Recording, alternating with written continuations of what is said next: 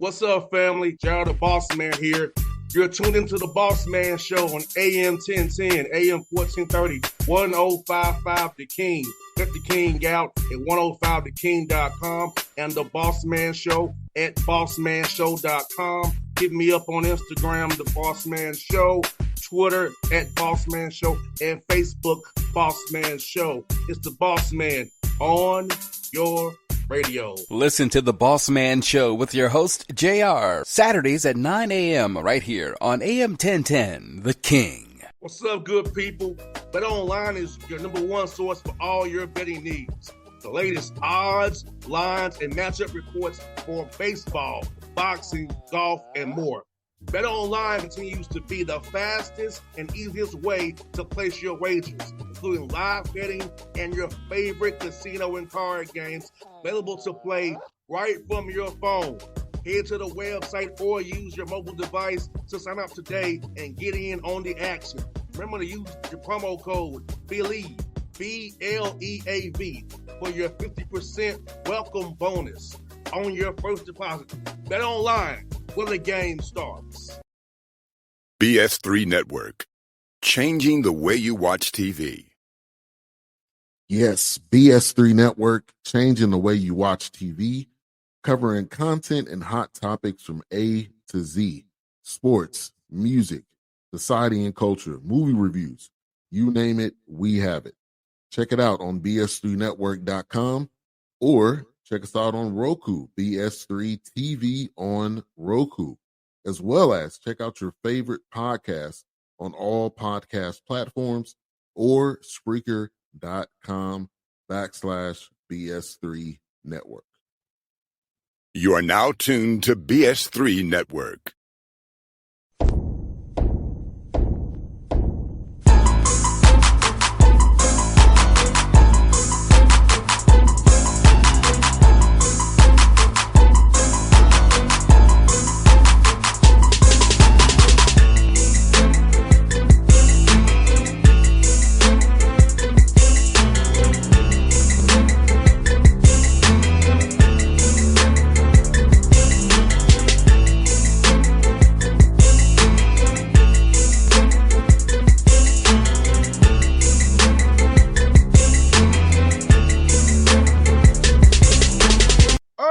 Back on the Bossman Show, your friend of the show, Coach Michael Lewis, Ball State Cardinals out of the MAC, doing big things. You see him in the background.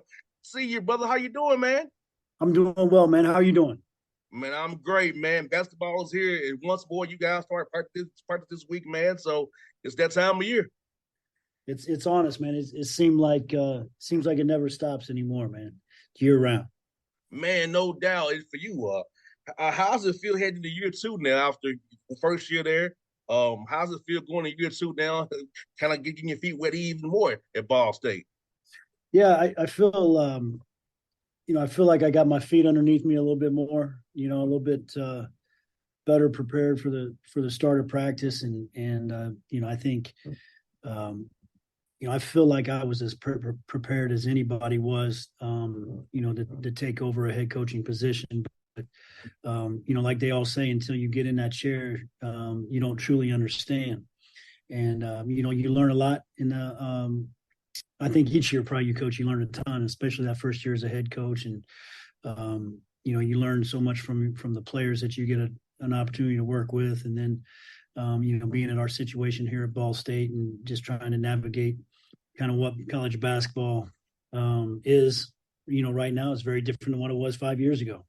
And so trying to put all those things together and put a team together that can continue to be competitive. And how cool was it for you to get 20 wins last year in year one? It had to be very cool for you, knowing it first time being a head coach of Ball State here, getting your feet wet and still getting 20 wins as you adjust to everything you've been a head coach. No, I think it's a great accomplishment for the guys in the program, coming off a coaching change, and it shows how adaptive they were, how resilient they were. From a coaching standpoint, we were in this race with 2.5 weeks to go in the season with a chance to win a conference championship. And we ran across some injuries that hurt us and, fell short there at the end, didn't finish as well as I thought. that we, put ourselves in a better position. But I think it was a very successful year one. Had a good group of guys that bought into learning how to win, and then went out and did just that. And I think the most important thing that they did for this university was they reestablished some pride in the basketball program. They created some excitement here on campus and in our community here in Muncie, where people are looking forward to basketball season. No doubt. And talk about building off this in the spring, summertime, having to be on there your second year. How much was it this summer, team stuff versus working on these guys' games? But no, that's kind of the balance you got to deal with this world of transfers and stuff like that, becoming in new. How much you balance blending in the new with team stuff versus just working on guys' games? Well, I'm a huge player development guy. I didn't, I say it in recruiting all the time. I didn't get this position by being some sexy hip recruiter. I'm not a used car salesman. I feel like, I've gotten here by, the substance of me as a coach. And a lot of that has to do with player development. It's what I feel like is a huge part in what we do, in trying to help guys get better and chase dreams. I think if you just look at what we were able to do with the guys returning in the program and the growth that they had in their 9 months with us, what they were able to do, from a numbers perspective from the year before to now, and then also helping guys get better and chase their dreams. And we had 3 guys that none of them were first team all MAC guys. But we had 3 guys that were put in a position where they could transfer up per se, right? And we got 2 guys now in the Big Ten and 1 in the Big 12. That those were not opportunities that they had prior to us or coming out of high school. And I think a lot of that has to do with player development. So we hang our hat on that as a staff, trying to help these guys get better. I think we accomplished that, and so we have 8 new guys on our roster, and we spent all summer long working on their individual games. I think in the off season is where players develop and get better, and then during the season is where you try to get your team better. And so I feel like we got a pretty good balance of that. And obviously, I think if you just look at the track record, that's something that we hang our hat on is very important to us. No doubt. You got guys I feel who love the process, because I think I got guys who love to get in that gym, love to get those drills, and love to run those guys, because that's where you really get good at, when you really love the game, being in the gym, being a gym rat. Talk about guys getting love the process of getting better every day. Well, the good thing, like when we got here last year, we tried to establish a culture and a level of accountability across the board, on and off the court. And I think as you start to see those things take hold, even with 8 new guys, there's more guys in the gym. There's more guys arriving early to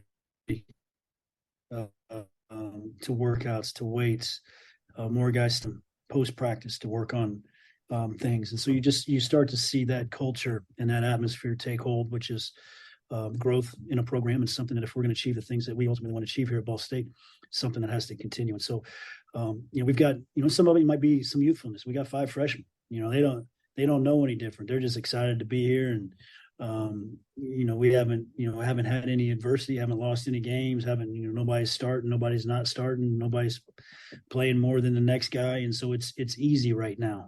We got to continue to work on those things that, it's not about you as an individual. It's about, what's across our chest. And being in Indiana, where the basketball is very, very great as well, and being in that state also, with how it is, the Power 5 level, they want certain kind of guys. The high school guys get overlooked. So how about better to get these good freshmen in here that you can develop and get them in there, because they can overlook by the high major guys or the 5 guys who won't the older known commodities per se. Yeah, I think it's a balance. I think 2 things have changed the recruiting landscape. Obviously, well, maybe 3. NIL obviously has changed the recruiting landscape, but I think the transfer portal, and then the COVID year, and I think we got this year and 1 more year of where guys have an extra year because of COVID. I believe that's correct. And so, what COVID did is you've got a new class coming in, but you never had a class leaving. And it kind of bunched people up. And so, and then the transfer portal, obviously, guys are a lot different at 22, 23 than they are at 18. And teams are looking to get older, more experienced. And out of the transfer portal, you kind of have an understanding of what a guy can do at this level. Where coming out of high school, you're kind of projecting and guessing. And so I think it's a balancing act for every program, and every level is, how do you make that fit for you? This year we've got 5 freshmen.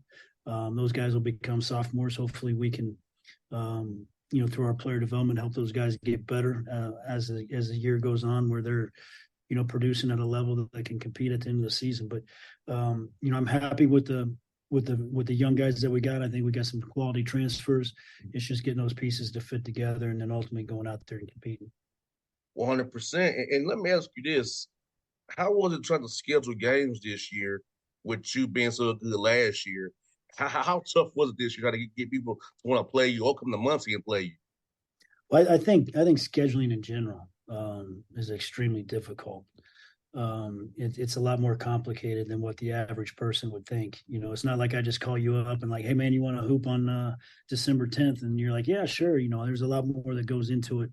I hope scheduling games continues to be difficult. I think, if you're not very good and you're not supposed to be very good, then there's a lot more opportunities that may come your way when you're in our position. I want scheduling to continue to be difficult.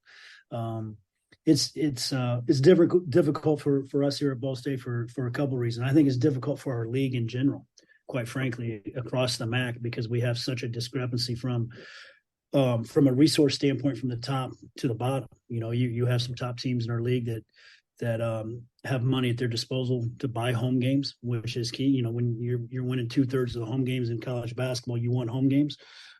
You've got guys at the bottom of our league, and from a resource standpoint, that have to go out and generate money to help their athletic program. We're kind of stuck there in the middle. And so we look for a lot of home and home series, which sometimes can be difficult. You want to try to find things because you're not bringing guys in where you're technically supposed to win the game. But you want to try to create a balanced schedule that prepares you for conference, but yet, build some confidence and build a resume that puts you in the right position that you want to be in as the season nears the end. And you got 2 games up to me, 3 actually. The MAC Sun Belt Challenge, another one, the Indy Classic at Gainbridge Fieldhouse against Indiana State and Josh Hurts in Minnesota. So talk about those 3 games and who they ought to be able to play for your guys and test you guys early this season. Yeah, we're in that Indy Classic for the second year in a row. I hope that's a relationship that we can continue to build upon. I think it's great for us to play in Indianapolis. Our highest percentage of alumni live in the Indianapolis area, so having a chance to go down there and play in front of them, I think it is really good for our program and for our university, the exposure that gets. We played Illinois State last year. And playing Indiana State this year. I'm going to do everything in my power to continue to keep that relationship. Indy Sports Corps does a great job putting on the event. Our trip to Minnesota, in a way, going back to the scheduling, in a way for us to get 2 home games. We're playing at Minnesota, kind of part of their tournament, their MTE tournament, where we get two home games in return from some other opponents from USC Upstate and Pine Bluff. And then the MAC Sun Belt Challenge is something new to both conferences. I think we play Old Dominion, and then we don't know who we play later on in the year. Until like 2 or 3 weeks before. And so I'm not sure. It's hard for me to answer how I feel about the MAC Sun Belt Challenge. Right now, I don't know if it's what's best. I know what's being told to me that it's best. I don't, till we get in the middle of it, I'm not sure what that really does for either league from my vantage point right now. I think both conferences can commit to doing things a different way that can better enhance both our leagues from a basketball standpoint. No doubt, like you said, man, those are very, very tricky at best for sure. And I want to talk about Michael Bell. Tell me about that young man, a guy on your roster from down here. So tell us about him and what he's been to your program. Well, we redshirted Mekhi last year, and he's a dynamic athlete. he came in here weighing probably about 150 pounds. You don't see too many Division I players weighing that, but I like his athleticism. He's gained, I would say, 20 to 25 pounds. Is something he's had to work on. He's worked on his body. He's worked on his jump shot, where he's a capable shooter. And I'm excited to what he can bring to our team from an athletic standpoint. One thing that he's got to be able to continue to improve on is his ability to make the three consistently, and then just some decision making things with the basketball. If you're going to be a perimeter player in today's game, you got to be able to pass, dribble, shoot, and he's continuing to work on that. He's gotten a lot better during his time here, and I'm excited about what the future can hold for him. No doubt. And I saw this too. You was a honorary starter at Indy Motor Speedway. Tell me about that. How fun was that, man? I tell you what, man, that was kind of a bucket list thing for me growing up in this state, and all the hoopla around the Indianapolis 500 and going to time trials and attending the race. To be able to climb up in that box and wave the green flag on a practice day, that was a pretty cool moment for me, especially growing up in this state and what that race means to everybody here in Indiana. That was pretty cool. And climbing up there wasn't the most fun. I mean, the ladder's only about that wide. You just like kind of shimmying up there, but it's pretty cool, man. When those guys come roaring down that straightaway at 230, 240 miles an hour, sometimes down that main straightaway before heading into turn one, and they're going right underneath you at that speed. That gets you, man. It's pretty good. No doubt, man. Indianapolis doing a lot. I'll be there for the All-Star game. I'm seeing that. Somebody also say that at Lucas Oil Stadium for that, and also the Colts. I mean, I'm pretty sure you're a Colts fan. Seeing Richardson, man, being the quarterback now. How are you liking that guy behind the center right now? Well, it's early. He wasn't able to play. I just read, that he's starting this Sunday.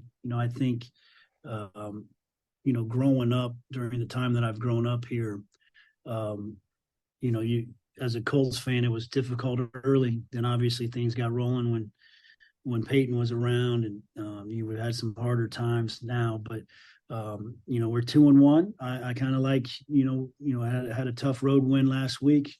Without Richardson, and now he's back, and I like to see them in a good place, and I hope that they can continue to improve that roster and put themselves in a situation to get in the playoffs. And then it's like getting in the NCAA tournament. All you got to do is got to get in. Once you get in, anything can happen. It's been cool to watch the opinion of football in this state during my lifetime and growing up. And I think a huge part of that is obviously attributed to the Colts, and then especially what Peyton Manning has done for football here in the state.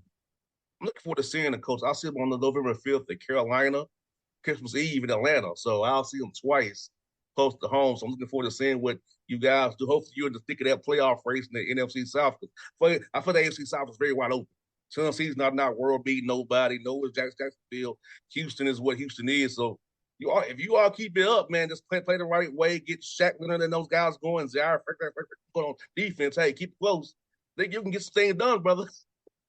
Well, hey, we're in a good position right now. We just got to, we'll see after Sunday. That's the thing. You got to go out there and compete and win. But I'm excited. But I'm excited this time of year, every year with the Colts. They just, it's really the only thing that I'm truly a fan of. I pull for teams and different things, but football for me is a game that I really, really enjoy watching on TV. Because I understand it enough to be a fan, but I also don't understand it enough to where it's entertaining for me to watch. Basketball is not that entertaining for me to watch, but football, I can sit there and be entertained and be a fan. And, I grew up and was able to attend some games with some buddies of mine when I was a kid, and kind of gravitated towards the Colts. And we've had some really good years, and hopefully we can get right back to it. 100%, Coach Lewis. Thank you for your time always, brother. Now, I hope to talk to you in March when you're going to the big dance, man. That's what I'm hoping for you, man. So I want us to talk. Hopefully that happens and we can catch up, man. Yes, sir. And I hope you're around All-Star weekend. I hope you're not on the road that weekend. I'll be When up is there. that? When is that? It's in February, right? February 14th through the 17th. Okay, we're in the heart of conference season, but we're if you're in there, man, you get some time. We're only an hour away. You come up, check us out here in Muncie. I sure will, brother. Hey, man, it's also fun to chat with you, brother. I'll see you soon, man. All right, man. I appreciate you. Thanks. Anytime, buddy. BS3 Network. Changing the way you watch TV. Yes, BS3 Network, changing the way you watch TV, covering content and hot topics from A to Z. Sports, music, society and culture, movie reviews. You name it, we have it. Check it out on bs3network.com or check us out on Roku, BS3 TV on Roku, as well as check out your favorite podcast on all podcast platforms or Spreaker.com/BS3 Network. You are now tuned to BS3 Network. What's up, good people? BetOnline is your number one source for all your betting needs. The latest odds, lines, and matchup reports for baseball, boxing, golf, and more. BetOnline continues to be the fastest and easiest way to place your wagers, including live betting and your favorite casino and card games available to play right from your phone. Head to the website or use your mobile device to sign up today and get in on the action. Remember to use your promo code BELIEVE, BLEAV, for your 50% welcome bonus on your first deposit. Bet online where the game starts. What's up, family? Jared the Bossman here. You're tuned into the Bossman Show on AM 1010, AM 1430, 1055 The King. Check The King out at 105theking.com and the Bossman Show at bossmanshow.com. Hit me up on Instagram, The Bossman Show, Twitter at Bossman Show, and Facebook, Bossman Show. It's the Bossman on your radio. Listen to The Bossman Show with your host, JR, Saturdays at 9 a.m. right here on AM 1010, The King.